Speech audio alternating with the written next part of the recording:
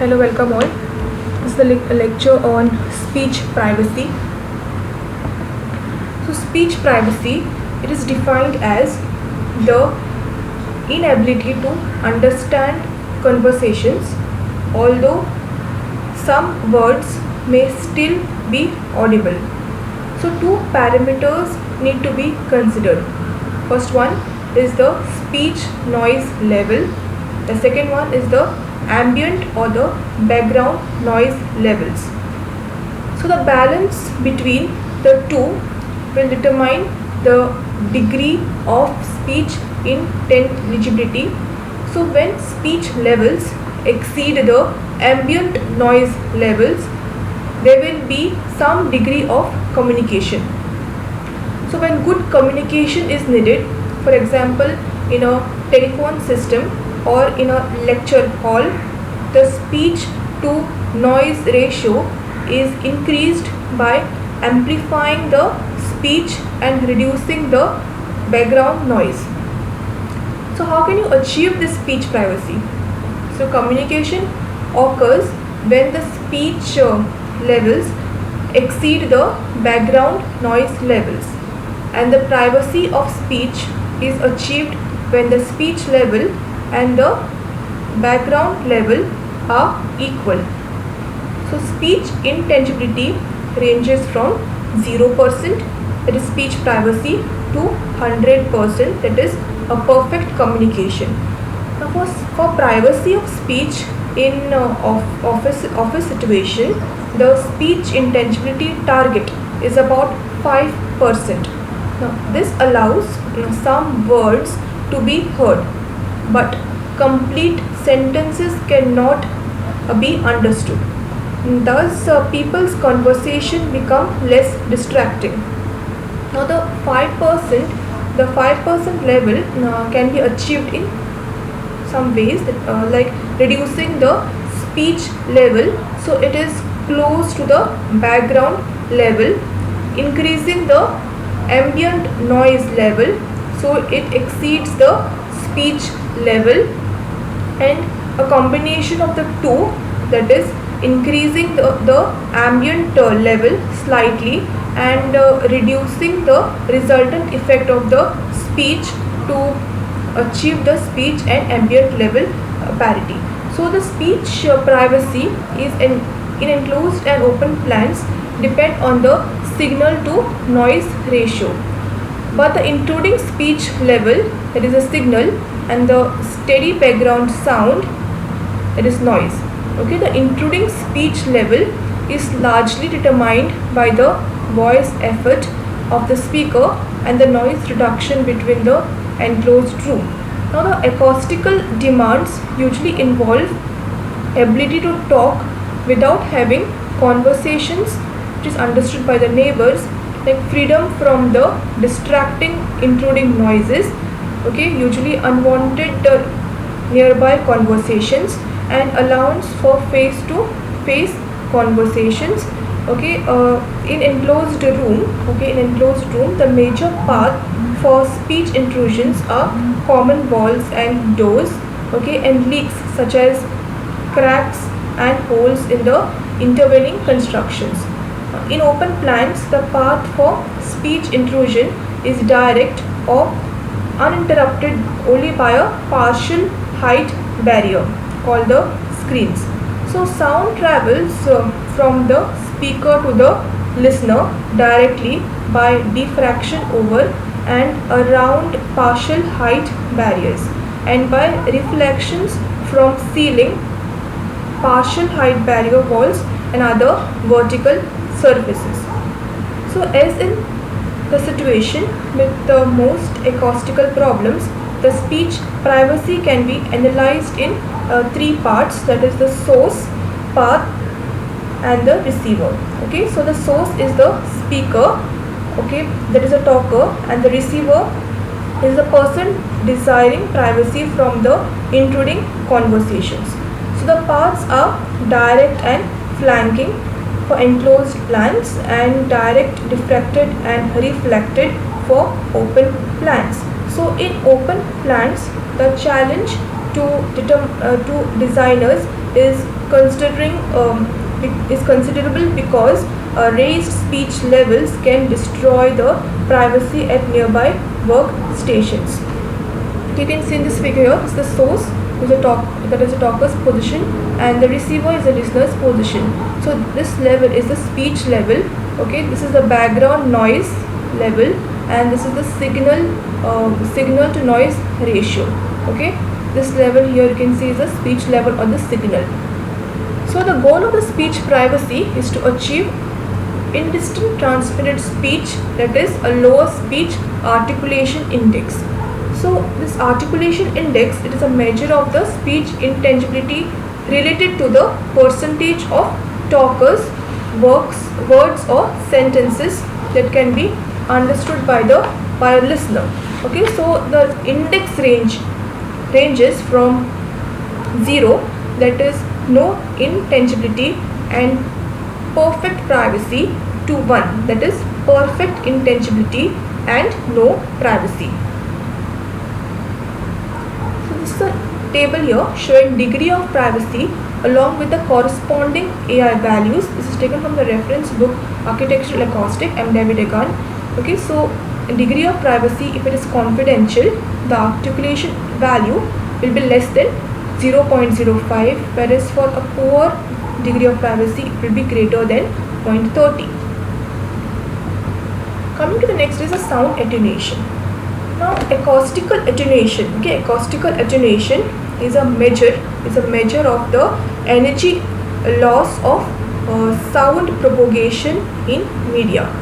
So most media have viscosity and are therefore not ideal media. So when sound propagates in such a media, then there is always a thermal consumption of energy caused by viscosity. So what is the mechanism of sound attenuation then? The mechanism of reducing sound depends on where the sound comes from. So if it is generated within a room, okay, if it is generated within a room, then the sound is absorbed. If it is airborne, it is originating from outside, then to keep the sound out, it is necessary to insulate the space. Okay, and if it is transmitted through the structure, then the structure needs to be isolated from the source of vibration. So cellular and porous solids can be good absorbing media, and then they can help in isolation. So sound attenuation in this enclosed room. So the enclosed room, you can see here shown below, has a hard sound reflecting wall and floor surfaces. Okay, so the speech levels, that is speech levels built up to a constant level throughout most of the room. Okay, the build up of the speech levels can be reduced if additional sound absorbing finishes are provided. Okay, sound attenuation in open plans. So in large open plans where the walls are relatively insignificant part of the room, the sound attenuation can approach 6 dB for doubling of distance from the source if floors are carpeted. Okay, if the floors are carpeted, as you can see here in this figure. Okay, so this carpeting is done to reduce the impact of noise from walking. Okay, and ceiling are sound absorbing. Okay, so the speech level falls off with the distance from the source. Okay, you can see here the sound absorbing ceiling. Okay, highly efficient absorption to reduce the reflections over the partial height barriers. Next, speaker and the listener orientation. So the speaker or the talker orientation can be an important factor, okay, is in an open plan. So in open plans, the speaker or the talker orientation is very, very important. Now from the figure here, there is a difference of about 10 dBA in speech levels between the front and the rear of a speaker. So careful orientation of the chairs have to be planned. Okay, it can have a beneficial effect on open plan speech privacy conditions.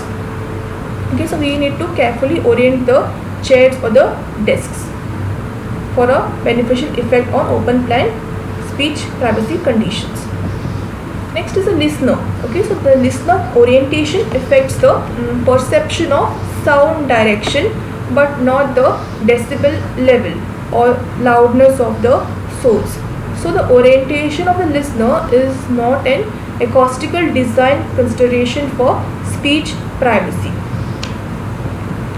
Next, annoyance intruding speech and background noise. So what is intrusion? So intrusion is a feature of connected speech. Okay, when two words are said together, an extra sound is sometimes placed between them in order to make them easier to say. So in speech privacy situation, annoyance is usually determined by the signal to noise ratio, that is the amount the intruding speech signal is above or below the acceptable background noise and its consequent effect on the intelligibility of speech rather than by actual level of the intruding speech. So you can see on this graph the amount the intruding speech is below or above ambient background noise at acceptable level. So this is to the people annoyed to intruding speech in person. So this is the graph here, that is a response to the intruding speech. Okay. So background noise. What do you mean by background noise spectra? So first of all, what is a background noise? So it is any sound other than the noise being monitored. That is primary sound. Okay. So background noise is a form of interference. Background noise is an important concept in setting the noise levels. Okay, so this includes the environmental noises. Background noises include environmental noises such as traffic noise, alarms, electrical noise from devices. Okay, so the prevention or reduction of background noise is important in the field of active noise control. Okay, so the occupants of room with extremely low background noise levels may have serious complaints about the speech intrusion due to lack of masking. Okay, so the masking noise spectrum at much higher sound levels than the silent spectrum can contribute to satisfactory speech privacy by covering up the intruding noise. So an example of this condition is the silent spectrum, okay, which is shown in the graph here. Okay, so you can see here in this graph, this is a graph of frequency and sound pressure levels. So this is a silent spectrum, that is low background noise results in the poor speech privacy. This is a masking noise spectrum which provides controlled quiet conditions for satisfactory speech privacy. This graph here is the pink noise that can provide masking but does not sound natural or pleasant, and whereas this curve here is the white noise, sound unpleasantly easy. So the sound level for masking noise falls of 3 to 6 dB per octave at mid and high frequencies is usually unobjectable to most listeners. Okay, so the pink noise, which has a broadband spectrum, has nearly the same sound levels at all frequencies.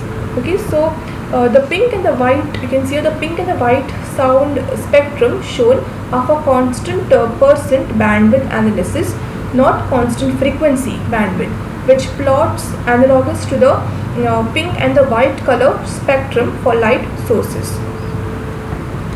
Coming to the next is a speech privacy analysis sheet. So you can see here, this is a sheet showing speech privacy analysis sheet.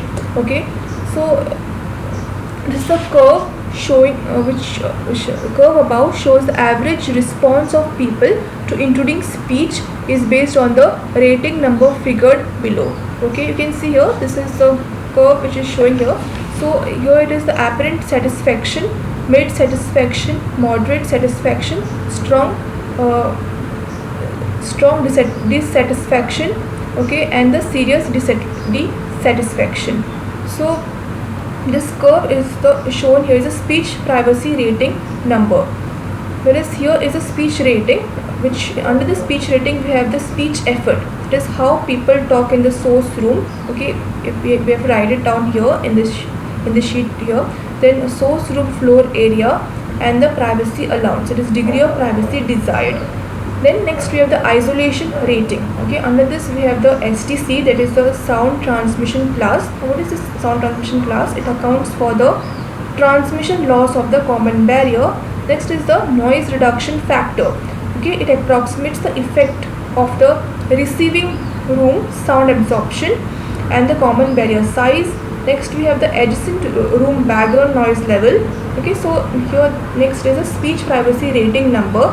So we need to find the speech privacy rating number by subtracting the isolation rating total from the speech rating total. Then use the graph here at the top of the sheet to predict the degree of satisfaction. Okay, we need to write it down here. Next, guidelines for using the speech privacy analysis sheet. Okay, so the most important acoustical problem in many buildings is the intrusion of the intangible speech. So experience shows that most office occupants will be satisfied if they are not distracted by the intruding speech, even though it may be partially intangible. So this means the articulation index must be equal or less than 0.2. Okay, for confidential work, however, the intruding speech should be unintelligible and the articulation index must be equal to or less than 0.05. Now the speech privacy analysis method can be used to evaluate and design offices, hotels, okay, healthcare facilities, apartment buildings and most occupancies where privacy from speech is important. Okay, so however very large rooms and spaces with electronically amplified speech or music are situations which require special study. So the step procedure is key to 6 rating factors on speech privacy analysis sheet. Okay, so first one is the speech effect. Okay, which describes how people will talk in the source room. So it is assumed that both talker and the listener are located at least 2 to 3 feet away from the common barrier. So conversational, it is most private offices, hotel rooms, hospital patient rooms and so on, where face-to-face conversations between persons are within 6 feet or words are spoken with the telephone. Next we have the raised. Okay, raised like boardrooms and conference rooms where people usually increase their speech effort to a raised voice level. Next is a loud. Okay, loud speech effort, that is noisy computer equipment. Okay, where operators must speak in a loud voice to communicate. Okay, so all this are the speech efforts. Then next is a source room floor area, A1. So in a small room, sound reflects more frequently from the room surfaces, which results in a build-up of the sound energy. So in a large room, sound will tend to spread out, so the level of the speech signals will be lower. So it is assumed by the speech privacy method that at least one major surface is sound absorbing. So use A1 less than half. Okay, half of the actual. Use A1 less than half of the actual source room floor area.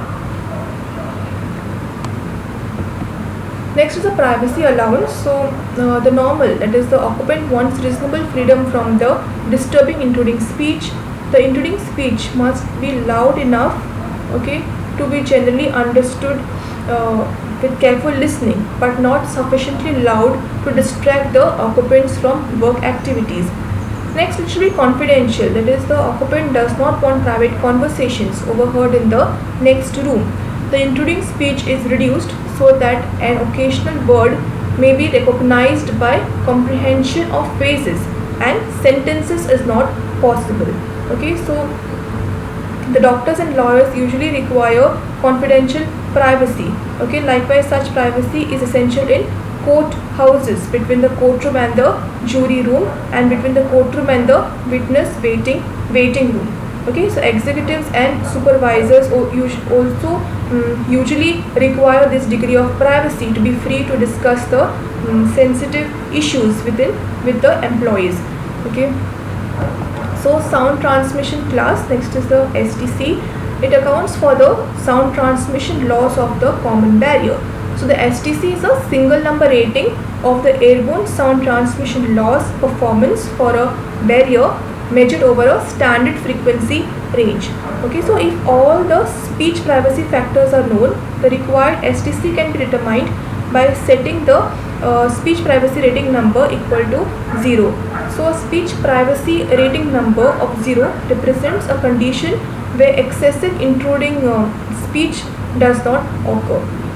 Next we have the noise reduction factor, which is A2 upon S, that approximates the effect of the sound absorption in the receiving room and the size of the common barrier. The receiving room size, A2, it is a flow area, is an important. Okay, it is important because the noise buildup is greater in the small rooms than in the large rooms. Okay, so the common barrier size, that is capital S, which is the surface area, is also an important factor. Okay, because it will be the primary transmitter of the sound energy to the receiving room. The larger the common barrier, the more the sound is transmitted. Next is the adjacent room background noise level. Okay, so the background noise level in the adjacent room should be designed to cover up or mask the intruding speech signals. So background noise should be bland, continuous, and virtually unnoticeable to the occupants. Next is the open plans. Coming to open plans. So what are these open plans? Open plans are the large rooms where length and the width are greater than the height and the full height barriers are not used. Okay, they are believed by many building owners to provide flexibility in layout and ease in arranging and rearranging the workstations in offices. So task ambient lighting can be used in these open plans. For example, the furniture integrated light sources can provide direct light on the work surface, this is a task, and uplight on the ceiling. So reflected light softens the brightness ratios between the room, that is the ambient light. You can see in this figure, this is the task ambient lighting. Okay, so the ambient light source which is directed towards the ceiling. Okay, this is the task light source and the reading task. This is an example showing the task ambient lighting. Next, in offices, work job satisfaction and productivity may be enhanced by freedom from noise and distraction of the intruding speech.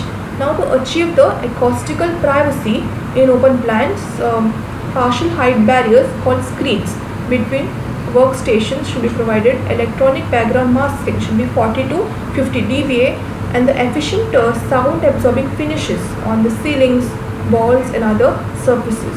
Okay, this is an example of open plan here. Okay, this is an enclosed plan. It's the open plan. You can see here. Coming to the next is the screens. So screens, it's a function of this. So it can contribute to achieving the satisfactory speech privacy in open plans by interrupting the direct path of the sound between the workstations. So the screens, they are the fabric covered panels consisting of the two layers of sound absorbing material which is installed on the opposite sides of an airtight hardboard. Okay, so the larger the screen, that is height and the width dimensions, and closer its location to the talker or the listener, the better its attenuation of the sound. Okay, so with this I come to the end of this lecture.